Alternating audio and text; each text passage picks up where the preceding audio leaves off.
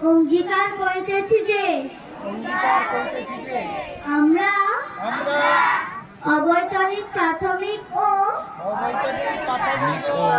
নিম্ন বুনিয়াদী বিদ্যালয় মাদ্রাসা ও শিশু শিক্ষা কেন্দ্র সমূহের 39তম রাজ্য প্রাথমিক বিদ্যালয় ক্রীড়া প্রতিযোগিতার নিয়মাবলী মান্য ও পালন করিয়া প্রকৃত খেলোয়াড় সুলভ